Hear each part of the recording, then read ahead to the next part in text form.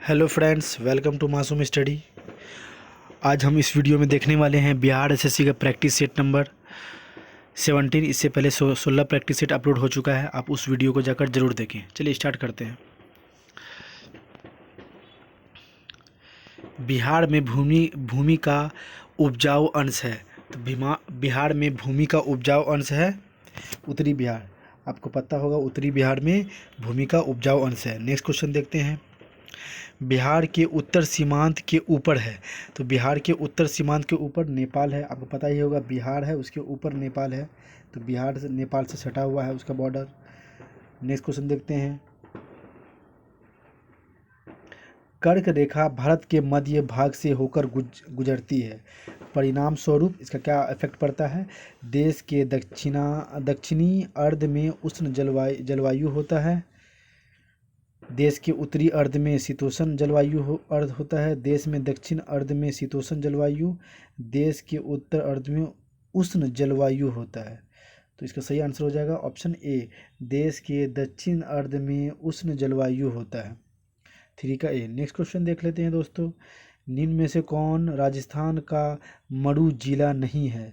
तो इसमें से कौन राजस्थान का मरू जिला नहीं है? 4 का ऑप्शन ए, कोटा।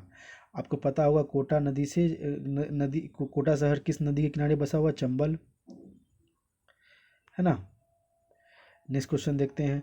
भारत एक धनी देश है किंतु गरीब लोग यहाँ निवास करते हैं। इस कथन का तात्पर्य है, तात्पर्य क्या है? सरकार के हाथ में बहुत सोना है परंतु लोग गरीब हैं? नहीं। आय असमानता बहुत अधिक है, लोग निष्क्रिय हैं एवं कठोर परिश्रम नहीं करते। देश में भरपूर एवं सुविस्तृत साधन है किंतु उनका ठीक उपयोग नहीं होता। इसका सही आंसर हो जाएगा ऑप्शन डी, देश भर में पर्याप्त साधन है किंतु उनके ठीक ठीक उपयोग नहीं होते हैं। नेक्स्ट क्वेश्चन देखते हैं। लक्षद्वीप के द्वीप समूह के बनने का कारण है।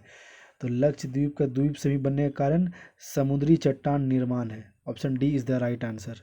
और आपको पता होगा लक्षद्वीप अरेबियन सी में है और अंडमान निकोबार बे ऑफ बंगाल में है ना।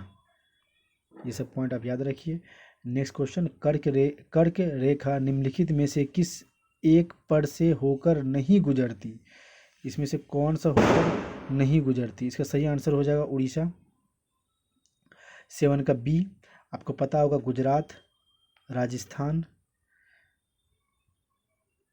त्रिपुरा, मिजोरम, झारखंड, वेस्ट बंगाल और छत्तीसगढ़, मध्य प्रदेश, है ना।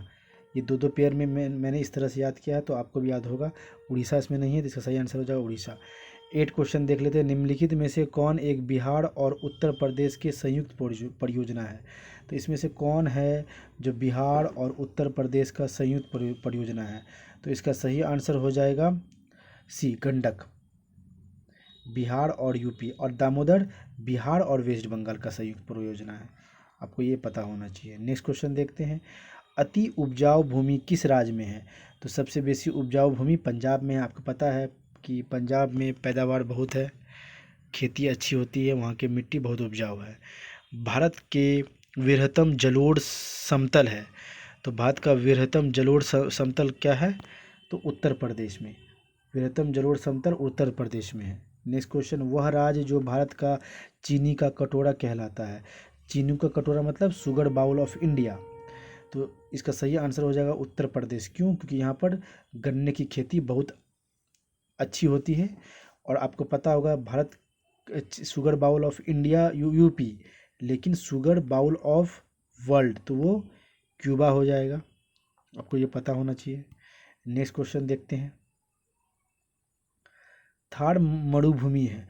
तो थार कहाँ है? राजस्थान में है और इंडिया का सबसे बड़ा मरुस्थल है। 12 का ऑप्शन बी। नेक्स्ट क्वेश्चन देख लेते हैं दोस्तों। निम्न में से किसको महाभियोग बिना ही हटाया जा सकता है? तो महाभियोग बिना किसे हटाया जा सकता है? तो राष्ट्रपति को महाभियोग लगा के ही हटाया जा सकता है। ये नहीं हो पाएगा। इसका 13 का सही हो जाएगा राज्यपाल। तो राज्यपाल को नियुक्ति का को नहीं है, तो इसलिए इसे महाभियोग के बिना ही, मतलब प्रेसिडेंट जब चाहे उसे नियुक्त कर सकता है और जब चाहे उसे हटा सकता है। इसका सही आंसर हो जाएगा सी।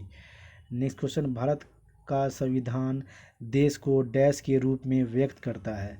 तो भारत का संविधान देश को राज्यों के संघ, है ना, के रूप में व्यक्त करता है।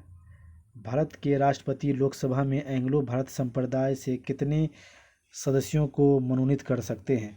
तो लोकसभा है तो लोकसभा में 2 को और राज्यसभा में 12 को, तो टोटल 14 व्यक्ति एंग्लो इंडियन को राष्ट्रपति मनोनीत कर सकते हैं। आपको ये याद होना चाहिए, लोकसभा में 2, तो ऑप्शन 15 का ए 2 सही हो जाएगा। नेक्स्ट क्वेश्चन देख लेते हैं। किसी बिल को लेकर सांसद के दोनों सदनों में मतभेद होता है तो इस गतिरोध का हल किया जाता है दोनों सदनों के एक संयुक्त बैठक द्वारा। बिल्कुल सही है, 16 का ए हो जाएगा। और ज्वाइंट सेशन अनुच्छेद 108 के तहत बुलाया जाता है और इसकी अध्यक्षता लोकसभा के अध्यक्ष करते हैं और राष्ट्रपति के कहने पर ज्वाइंट सेशन बुलाया जाता है। नेक्स्ट क्वेश्चन देख लेते हैं, कितना नंबर था, 16, 17 देख लेते हैं। निम्नलिखित में से किस राज्य की साक्षरता दर राष्ट्रीय औसत से कम है? तो राष्ट्र औसत से कम बिहार की, अपना बिहार सबसे कम साक्षरता दर वाला राज्य है अपना बिहार। नेक्स्ट क्वेश्चन देखते हैं। भारतीय संसद के दोनों सदनों की संयुक्त बैठक की अध्यक्षता कौन करता है? आपको मैंने बताया, लोकसभा का अध्यक्ष ज्वाइंट सेशन का अध्यक्षता करता है। नेक्स्ट क्वेश्चन, एक विशेष दिन पर लोकसभा के अधिकतम कितने तारांकित प्रश्न पूछे जा सकते हैं? तो एक पर्टिकुलर डे में, एक दिन में कितने सवाल पूछ सकते हैं? अधिकतम 20 सवाल, 19 का बी। नेक्स्ट क्वेश्चन देखते हैं।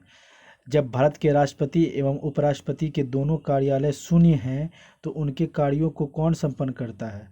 तो उनके कार्यों को भारत के मुख्य न्यायाधीश करते हैं, है ना।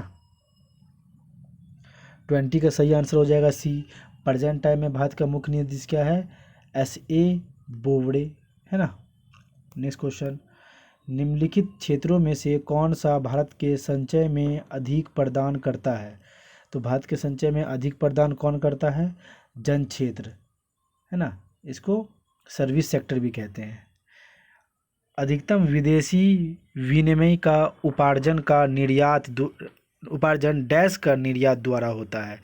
तो 22 का सही आंसर हो जाएगा रत्न और जवाहरात। इससे अधिकतम विदेशी विनिमय का उपार्जन होता है रत्न और जवाहरात से। मिश्रित अर्थनीति पद का अर्थ है। तो 23 का सही आंसर हो जाएगा डी, इनमें से कोई नहीं। तो भारी और कुंटूर उद्योग से सहित, ये भी नहीं होगा। प्रतिवेशी देशों का सहायता प्रदान करना, ये भी गलत। औद्योगिक विकास में विदेशों के साथ सहयोग, ये भी गलत। तो 23 का डी हो जाएगा, 23 का डी। नेक्स्ट क्वेश्चन देखते हैं। 24, व्यापार का संतुलन पद का संदर्भ है। तो व्यापार का संतुलन क्या है?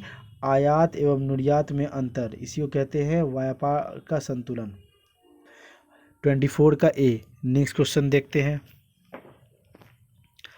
जब भुगतान का संतुलन स्थिति एक लंबी अवधि तक गंभीर होती है तब भारत को बलपूर्वक करना पड़ता है। तो भारत को बलपूर्वक क्या करना पड़ता है? 25 का सही आंसर हो जाएगा ए, आयातों पर रोक लगाना पड़ता है। कब? जब भुगतान का संतुलन स्थिति एक लंबा अवधि तक गंभीर रहा। तो भुगतान संतुलन एक लंबा अवधि तक गंभीर रहता है, अच्छे से पेड नहीं होता है, तब आयातों पर रोक लगाना पड़ता है। नेक्स्ट क्वेश्चन देख लेते हैं। समस्त आपूर्ति की तुलना में समस्त मांग में अत्यधिक वृद्धि के फलस्वरूप कीमतों का सामान्य स्तर में नियमित वृद्धि कहलाती है। तो 26 का सही आंसर हो जाएगा ए, मांग तान मूल्य वृद्धि। Option A is the right answer. Next question देख लेते हैं। बजट में आर्थिक घाटा का तात्पर्य है। तो बजट में आर्थिक घाटा का तात्पर्य है ए, राजस्व घाटा एवं सरकार के शुद्ध ऋण। नेक्स्ट क्वेश्चन देख लेते हैं। निम्नलिखित शहरों में से कौन भारत के अनौपचारिक ऊर्जा स्रोत के संवर्धन द्वारा सर्वप्रथम सौर शहर के रूप में विकसित किया जा रहा है? तो 28 का सही आंसर हो जाएगा ए, आगरा को सौर शहर के रूप में विकसित किया जा रहा है। नेक्स्ट क्वेश्चन देखते हैं। कंप्यूटर शब्द जाल में रैम का संदर्भ है। रैम का रैंडम एक्सेस मेमोरी है ना। Option B is the right answer. 29 का बी। नेक्स्ट क्वेश्चन देखते हैं 30। फुटबॉल में भूमि से गोल पोस्ट के बाड़ की ऊंचाई कितनी होती है? तो ये 8 फुट होती है। Option D. 30 का ऑप्शन डी। नेक्स्ट क्वेश्चन देखते हैं 31। हिस्ट्री ऑफ ब्रिटिश इंडिया का लेखक कौन था? हिस्ट्री ऑफ ब्रिटिश इंडिया का लेखक 31 का ए हो जाएगा जेम्स मिल। आप याद रखिएगा, ये इंपॉर्टेंट क्वेश्चन है। हिस्ट्री ऑफ ब्रिटिश इंडिया का लेखक जेम्स मिल। Next question. भारत में प्रकाशित होने वाला पहला समाचार पत्र कौन सा है? Bengal Gazette, James Augustus Hicky और 1780 में। ठीक है। नेक्स्ट क्वेश्चन देख लेते हैं। महात्मा बुद्ध ने अपना पहला धर्म उपदेश दिया था, तो धर्म उपदेश कहाँ दिया था? सारनाथ में, है ना। पहला धर्म उपदेश महात्मा बुद्ध ने कहाँ दिया था? सारनाथ में। नेक्स्ट क्वेश्चन देखते हैं। आर्य समाज की स्थापना 1875 में दयानंद सरस्वती द्वारा किया गया था। 34 का डी। नेक्स्ट क्वेश्चन देख लेते हैं। चलिए दोस्तों, इतना ही क्वेश्चन था इस वीडियो में। अगर वीडियो अच्छा लगे तो सब्सक्राइब कर दीजिएगा। Thank you.